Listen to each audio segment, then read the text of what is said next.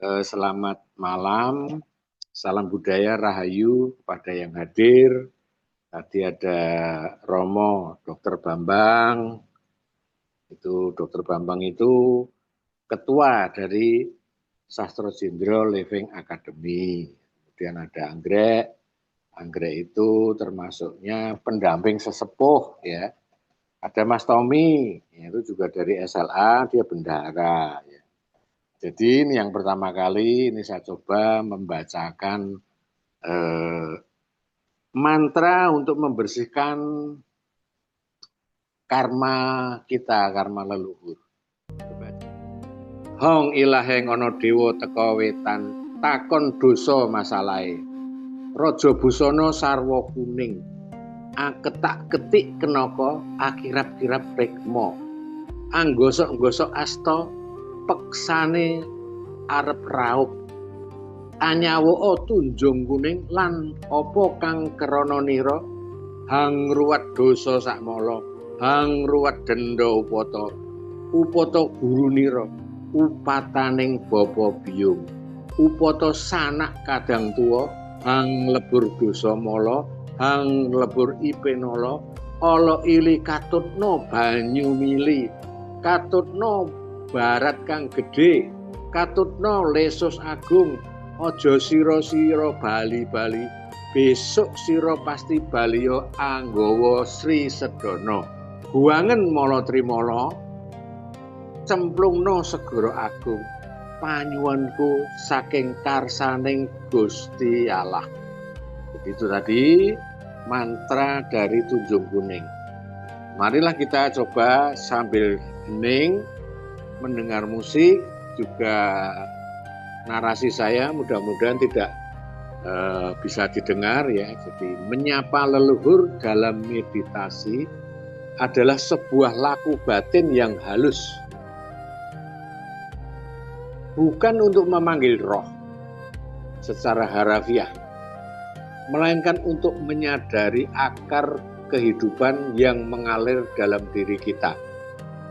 Ia adalah perjalanan pulang ke sumber dan jejak-jejak kasih, perjalanan dan doa-doa yang pernah ditanamkan sebelum kita lahir ke dunia. Jadi sekarang bayangkan kamu duduk hening. Ya. Nafas perlahan, masuk, keluar, kemudian tenangkan supaya pikiran jernih. Dalam keheningan itu, kamu menyadari bahwa keberadaanmu bukanlah sesuatu yang berdiri sendiri. Ada garis panjang kehidupan di belakangmu. Ada ayah, ada ibu, kakek, nenek, dan seterusnya. Rantai yang tak terputus yang membawamu sampai titik ini. Sampai posisi saat ini. Maka marilah kita menyapa leluhur dalam meditasi yang dapat dimulai dengan niat sederhana. Hari ini aku membuka hati untuk menghormati dan berterima kasih kepada mereka yang telah mendahului keberadaanku. Rasakan tubuhmu sebagai pertemuan dari banyak generasi. Darah mengalir adalah warisan, nilai dan kekuatan yang kamu miliki adalah buah dari perjalanan panjang dari sebuah keluarga. Ya. Kesadaran bahwa jiwa-jiwa terdahulu patut dihormati sebagai bagian dari keseimbangan kosmis.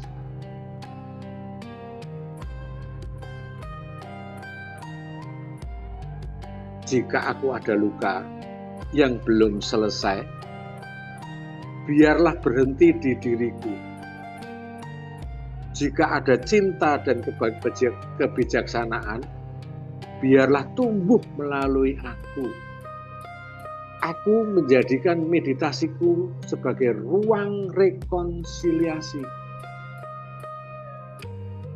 Memberi tempat bagi rasa syukur, juga pengampunan. energi masa lalu tidak lagi menjadi beban, melainkan fondasi. Menyapa leluhur dalam meditasi pada akhirnya adalah menyapa diri sendiri secara utuh dan menerima asal-usul siapa kita, memuliakan perjalanan dan memilih untuk melangkah dengan kesadaran baru.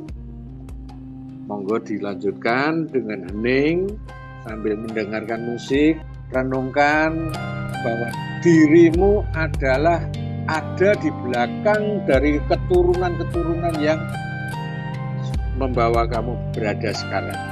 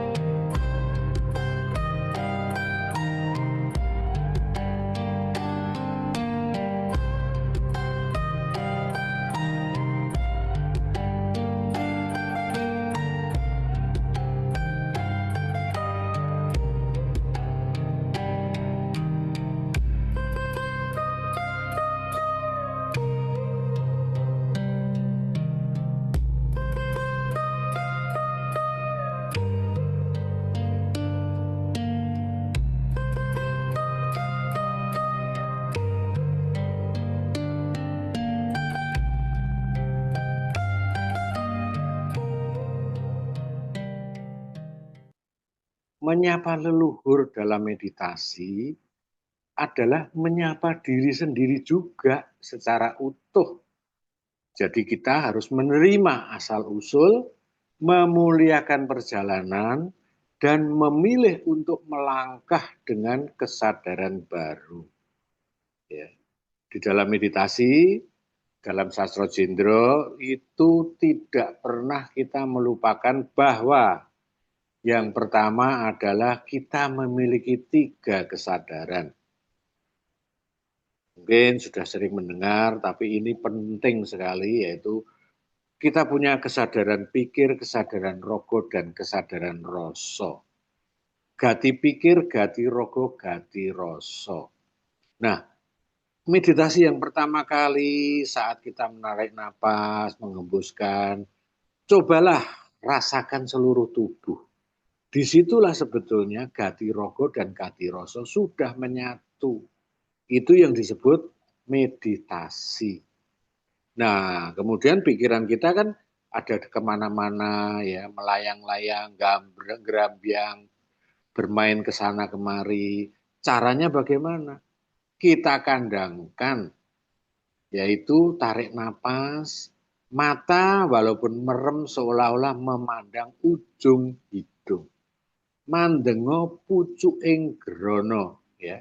Tarik napas, mandeng pucuking grana. Nah, pikiran tidak boleh dikosongkan, tidak bisa dikosongkan, tetapi dikandangkan untuk menyatu dengan rasa dan rogo tadi.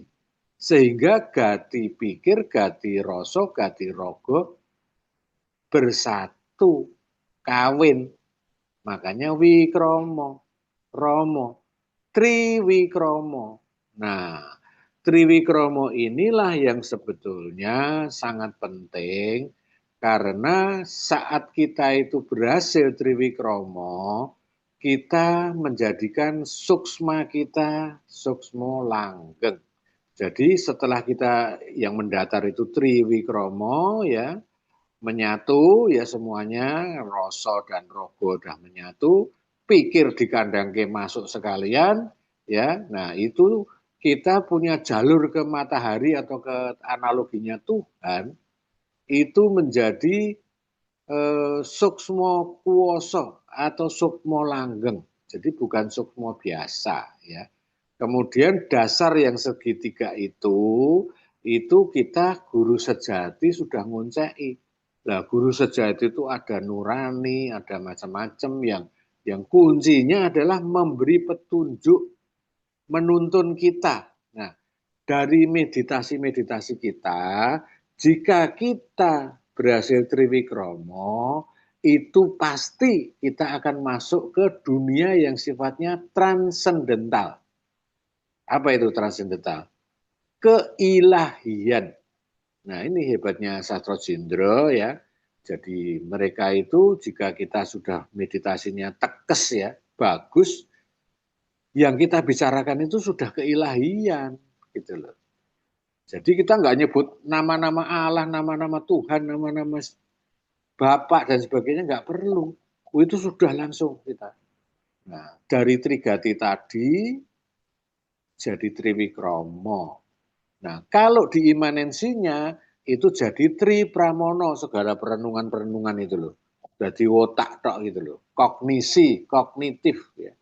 Nah, kalau nanti kita Triwikromo tadi, nah segitiga yang di bawah itu, yang di dasar itu merah itu bisa mengalir ya, nyambung ke matahari yang kita analogikan Tuhan, kita mendapatkan informasi itu yang disebut jumbuhing kawula Gusti atau manunggaling kawula Gusti.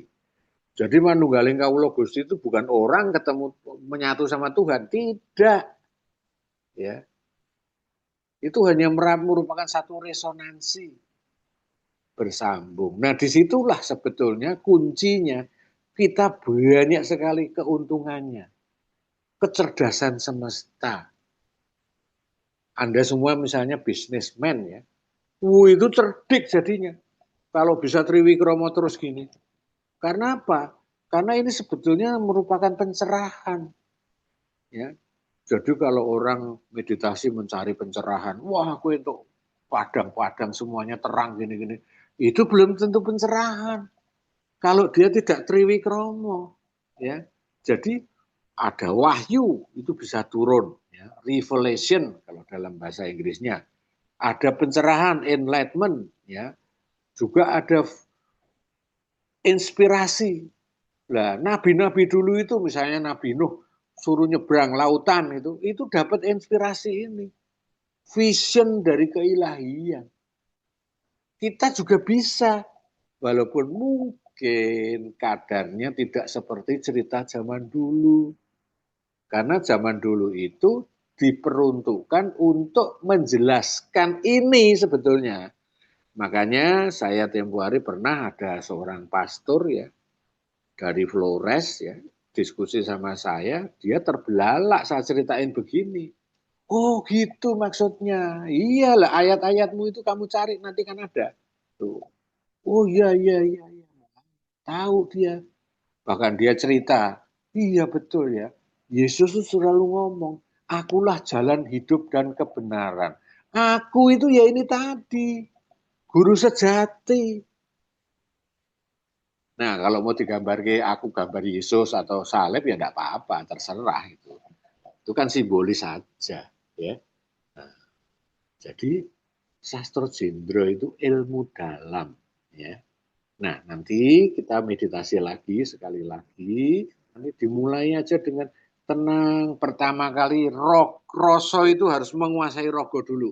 Des, menguasai rogo. Rasakan jempol kaki semua. Jingleng rogo. Semuanya diamatin rogo. Setelah itu baru pikiran dikandangin melalui bernapas pucuing gerono. Terus tenang ya sampai hening gitu. Nah kalau orang-orang yang sok ilmiah itu kan ngomongnya, wah ini masuk gelombang alfa, wah ini masuk ini gelombang theta. Nek sastra jendra gampang. Layap layap luyupe ngaluyup. Liep layape ngaluyup. Ketika kita pertama itu kita liep-liep ya, liep-liep. Itu mungkin kalau itu sudah termasuk gelombang alfa ya. Nanti naik lagi liep-liep naik menjadi layap-layap ngaluyup. Nah, ketika ngaluyup ini, nah ini mungkin tadi mereka yang pernah dengerin saya ya, ngaluyup ini bukan tidur. Kita sudah ya spoiler gitu, tapi kesadaran kita masih ada. Kalau ketiduran itu bukan ngaluyup. Liep layape ngaluyup. Itu di dalam meditasi sastra jendra begitu. Nah, ngaluyup itulah yang disebut kalau orang-orang meditator yang di teman-teman kita yang ya katakanlah modern itu bilangnya sudah masuk gelombang theta. Ini ramudeng. Untuk apa gelombang theta? Ya, layap liep layap ngaluyup ya gitu. Gelombang theta. Untuk apa gelombang theta? Ketika kita ngaluyup itu sering ada pratanda urip, pratondoning urip. Ya. Nah, di situ kita kadang-kadang dapat, oh, begini, oh begini. Inilah yang menjadikan kecerdasan semesta. Makanya orang kalau meditasinya betul, pasti pinter. Bisnis pasti sukses. Tuh. Pasti, saya bilang pasti, bukannya mengko pasti mengko bakal sukses, enggak kata bakal. Pasti sukses. Karena kecerdasan semesta yang menggerakkan pikiran dia. Tuh. Ya. Nah ini di sastra jendra ini walaupun setiap Rebo mungkin hampir sama polanya, tapi juga merupakan latihan-latihan kalian semua gitu loh. Kalian bisa latihan. Ada yang nanti akan mendapatkan satu keahlian di mana kita lebih waskito. Aku hati-hati. Besok aku harus memilih teksinya jangan yang ini. Yang warna biru, jangan. Atau yang warna kuning, jangan. Atau yang warna hijau, jangan. Nah, betul. Saya tempo hari juga pernah ngasih tahu istri dan anak saya. Hati-hati, kamu aku nggak bisa nganterin. Kamu naik taksi. Di Lala ada taksi putih. Aku udah bilang hati-hati, jangan taksi putih. Karena saya lihat taksi putih itu keluar monyet. Ada monyet keluar ketika dibuka supirnya, dia masuk ya, kita masuk naik itu ada monyet keluar. Betul, di tol itu nabrak itu yang tukang narik derek-derek yang tukang narik itu, narik mobil mogok itu. Ya, start taksinya remuk. Anak saya yang laki patah kaki. Terus anak saya yang perempuan hidungnya retak. Ya. Istri saya aman. Ya. Itu. Nah, itu adalah pratondo urip yang kita sering kadang-kadang baca. Saya sudah punya gambaran ojo numpak taksi putih, apa meneh taksi putih itu ono monyet metu. Nah, gitu. Nah, kalau kita meditasinya bagus, ya tiba-tiba kita ada gambaran loh, kok saya kok seperti ada di dapur nyuci piring setumpuk. Waduh, ini berarti barada pesta, ya. Pasti ada pesta. Kita belum bisa menerjemahkan. bayangan-bayangan atau visual yang seperti itu kadang-kadang kita nggak bisa menerjemahkan.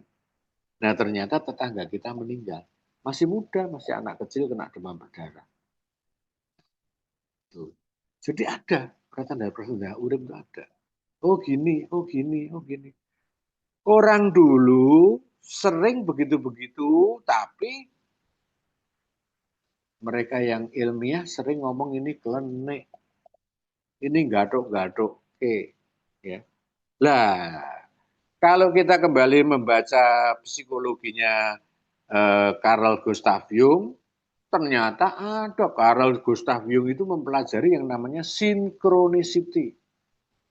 Ada yang sinkron ternyata. Apa yang pernah kita dapatkan dari meditasi, dari mimpi, dari apa? Ada sinkronnya, gitu loh. Ada sinkronisasi. Ya. Loh itu malah wong bule malah ngomong. Kita dulu ada orang yang sok-sok ini, wah, kuwi gadok-gadok. Oke. Ya. Nah inilah dia. Kita harus kembali kepada rasa. Ya. Rasa yang sejati itu tidak bisa ditipu. Kemarin waktu webinar kemarin kan ada masalah sing bener lan ora sing bener iku ora salah. Sing salah kuwi kudu sing bener. Terus piye kita menentukan yang salah dan benar itu gimana? Wah ada yang bilang, walah kamu mesti beragama. Kamu lihat ini nggak boleh, ini nggak boleh, ini nggak boleh. Ini. Itu aturan luar. Yang ada kita ini di dalam sastra Jindro aturan di dalam. Itu yang disebut rasa sejati. Ya. Oh, aku entuk ki, ngene iki ra entuk. Rasa sejati itu. Gitu. Makanya sebetulnya banyak orang sekarang tuh nipu rasa sejati. Contoh-contohnya para koruptor. Tuh. Udah dia tuh udah merasa, wah aku gini-gini. Ya akhirnya dia hitungan, aku untuk 3 miliar mengelakoni petang tahun. Coba saya orang kerja. Dapat nggak 4 miliar untuk hanya dalam waktu 4 tahun. Bisa 10 tahun aja belum tentu dapat 1 miliar. Nah inilah keburukan dari moralitas.